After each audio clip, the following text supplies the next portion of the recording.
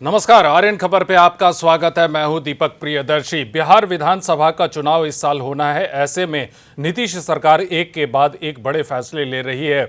Nitish cabinet की आज बैठक हुई और बैठक में कई अहम फैसलों पर कैबिनेट ने अपनी मंजूरी दी। कुल 43 प्रस्तावों पर मंजूरी मिली, कैबिनेट की मुहर लगी है। लेकिन इसमें सबसे महत्वपूर्ण है कि सरकार ने बिहार में युवा आयोग का गठन करने का फैसला किया है और ये एक बड़ा जिसे कहे कदम है।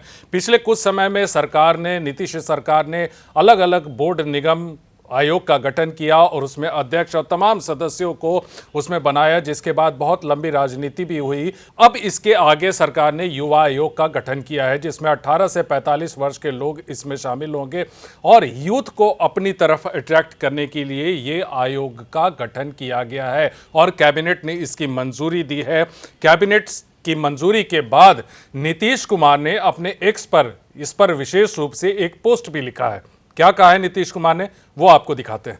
देखिए, नीतीश कुमार ने कहा है अपने एक्स के पोस्ट पर कि मुझे यह बताते हुए प्रसन्नता हो रही है कि बिहार के युवाओं को अधिक से अधिक रोजगार के अवसर उपलब्ध कराने, उन्हें प्रशिक्षित करने और सशक्त और सक्षम बनाने के उद्देश्य से राज्य सरकार ने बिहार युवा आयोग के गठन का निर्णय लिया है और आज कैबिनेट द्वारा बिहार युवा आयोग के गठन की मंजूरी भी दे दी गई। समाज में युवाओं की स्थिति में सुधार और उत्थान से संबंधित सभी मामलों पर सरकार को सलाह देने में इस आयोग की महत्वपूर्ण भूमिका होगी।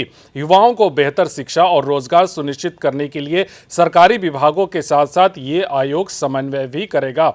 बिहार आयोग में एक अध्यक्ष, 2 उपाध्यक्ष और 7 सदस्य होंगे, जिनकी अधिकतम उम्र सीमा 45 वर्ष होगी। यह आयोग इस बात की निगरानी करेगा कि राज्य के स्थानीय युवाओं को राज्य के भीतर निजी क्षेत्र के रोजगारों में प्राथमिकता मिले, साथ ही राज्य के बाहर अध्ययन करने वाले और काम करने वाले युवाओं के हितों की भी रक्षा हो। सामाजिक बुराइयों को बढ़ावा देने वाले शराब व अन्य मादक पदार्थों की रोकथाम के लिए कार्यक्रम तैयार कर और ऐसे मामलों में सरकार को अनुशंसा भेजना भी इसका महत्वपूर्ण कार्य होगा। राज्य सरकार की इस दूरदर्शी पहल का उद्देश्य है कि इस आयोग के माध्यम से युवा आत्मनिर्भर, दक्ष, रोजगारोन्मुखी बने ताकि उनका भविष्य सुरक्षित हो। देखिए, नीतीश कुमार ने ये पोस्ट लिखा है और उस पोस्ट में पूरी जानकारी उन्होंने दी है कि आयोग के सदस्यों की उम्र सीमा क्या होगी, कौन के एक अध्यक्ष, 2 उपाध्यक्ष और कितने सदस्य होंगे और क्या काम करना है। युवाओं को अपनी तरफ अट्रैक्ट करने के लिए सरकार ने बिहार युवा आयोग का गठन किया है और कैबिनेट के फैसले में कुल 43 एजेंडों पर सहमति मिली है। कौन कौन से एजेंडों पर सहमति मिली है, बता रहे हैं कैबिनेट सेक्रेटरी एस सिद्धार्थ।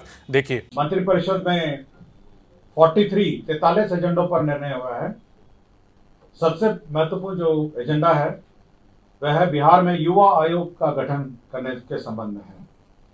युवा आयोग 18 वर्ष से 45 वर्ष युवा जो हैं उनसे संबंधित है। इसके लिए एक अध्यक्ष होंगे, 2 उपाध्यक्ष होंगे और 7 सदस्य होंगे। इसमें इस आयोग के द्वारा युवाओं से संबंधित जितने कार्य हैं उसके बारे में विचार करेगी। आयोग में जो लाभ समूह हैं जिनसे संबंधित है वह राज्य के बाहर काम करने वाले, अध्ययन करने वाले बिहार के प्रवासी। युवा आयोग में उच्चतर माध्यमिक शिक्षा प्राप्त करने वाले छात्र, डिग्री पाठ्यक्रम करने वाले छात्र, बेरोजगार युवा, आर्थिक रूप से कमजोर मेधावी छात्र और युवाओं का अन्य कोई समूह जिन्हें आयोग हस्तक्षेप योग्य समझे। तो एक नया आयोग आज सरकार ने नया गठन करने का निर्णय लिया है, वह है युवा आयोग। दूसरा, सामान्य प्रशासन से संबंधित एक बहुत महत्वपूर्ण निर्णय है, जिसमें बिहार राज्य के सभी सरकारी सेवा संवर्गों में सभी स्तर के एवं सभी प्रकार के पदों पर सीधी नियुक्ति में राज्य की मूल निवासी महिला अभ्यर्थी को ही 35% क्षैतिज आरक्षण अनुमान्य होगा। इसका मतलब है कि जो मूल निवासी हैं बिहार के महिलाएं, उन्हीं को ही 35% क्षैतिज आरक्षण अनुमान्य होगा। और जो आरक्षण का जो श्रेणी है, अनुसूचित जाति 16 है, अनुसूचित जनजाति 1 है, अत्यंत पिछड़ा वर्ग 18 है, पिछड़ा वर्ग 12 है और पिछड़ा वर्गों की महिलाएं 3 है। 50% यही इसका ब्रेकअप। वो तो सेम है, केवल जो मूल निवासी है उन्हीं को ही 35% आरक्षण अभी मान्य होगा। समाज कल्याण विभाग ने एक नई योजना शुरुआत की है, जिसमें जो दिव्यांगजन है उन्हें दिव्यांगजन सिविल सेवा प्रोत्साहन योजना का शुभारंभ किया है।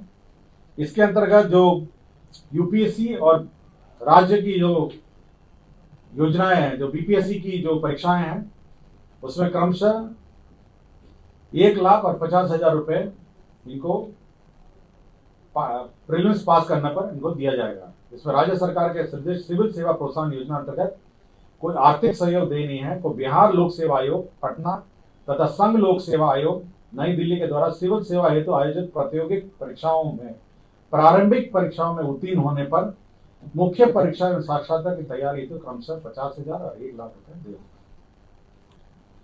राज्य सरकार ने एक कॉर्पोरेट सोशल रिस्पॉन्सिबिलिटी जो विविध कंपनीज और संस्थाओं द्वारा दे है, उसको उपयोग करने के लिए एक CSR पॉलिसी 2025 का गठन किया है और एक CSR सोसाइटी। इसके अंतर्गत जो CSR की राशि विभिन्न कंपनियों द्वारा इन्वेस्ट और निवेश करना पड़ता है और विभिन्न कार्यों पे लगाना पड़ता है, उसको चैनलाइज करने के लिए एक सोसाइटी बनाई गई है और साथ ही साथ एक CSR पॉलिसी भी 2025 की स्वीकृति आज दी गई है। क्या होगा सर? ऊर्जा विभाग के अंतर्गत बिहार नवीन एवं नवीकरण ऊर्जा स्रोतों के संवर्धन, जो भी नॉन रिन्यूएबल नवीन एवं नवीकरणीय रिन्यूएबल एनर्जी स्रोत है, उसको उपयोग करने के लिए एक नीति बनाई गई है 2025। इसके अंतर्गत किन किन जमीनों पे लगने हैं, किस किस भूमियों पे लगने हैं, कैसे इसका चैनलाइजेशन होगा, कैसे इसका पावर परचेजेस होगा, इसके बारे में एक विस्तृत नीति राज्य सरकार ने आज 2025 स्वीकृत किया है।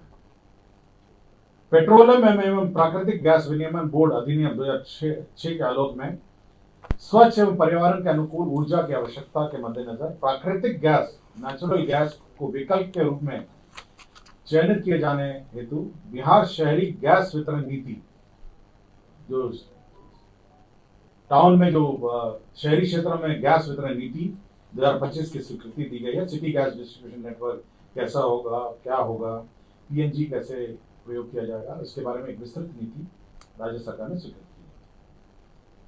अनुसूचित जाति अनुसूचित जनजाति कल्याण विभाग में 720 आसन का एक आवासीय विद्यालय मसानी अंचल चैनपुर और कोल्वा अंचल अधौरा जिला कैमूर में स्वीकृत किया गया।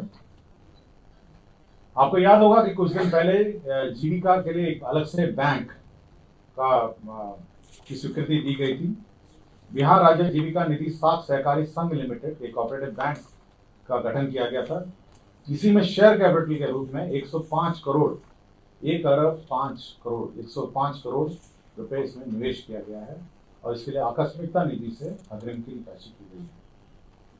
पशुपालन कैबिनेट के जो फैसले हुए हैं उसमें अनियमित मानसून और सूखे जैसी स्थिति में फसलों की सिंचाई के लिए किसानों को डीजल अनुदान देने को लेकर कैबिनेट ने 100 करोड़ खर्च करने की स्वीकृति दी है। मुख्यमंत्री दिव्यांगजन सशक्तिकरण योजना के तहत पिछड़ा वर्ग, आर्थिक रूप से कमजोर वर्ग और सामान्य वर्ग के पुरुष दिव्यांग अभ्यर्थियों को बीपीएससी प्रारंभिक परीक्षा उत्तीर्ण करने पर 50,000 और यूपीएससी परीक्षा उत्तीर्ण करने पर 1,00,000 प्रोत्साहन राशि दी जाएगी। साथ ही साथ अब बिहार के मूल निवासी महिलाओं को सरकारी नौकरी में 35% का आरक्षण भी मिलेगा। देखिए, नीतीश कैबिनेट जो हाल फिलहाल में जितने भी नीतीश कैबिनेट के फैसले हुए हैं उसमें तमाम जो यूथ को, महिलाओं को, दिव्यांगजनों को, तमाम लोगों को जोड़ने की इसमें कोशिश की जा रही है और आज भी जो कैबिनेट के जो फैसले हुए हैं उनमें भी इन्हीं बात पे जोर है।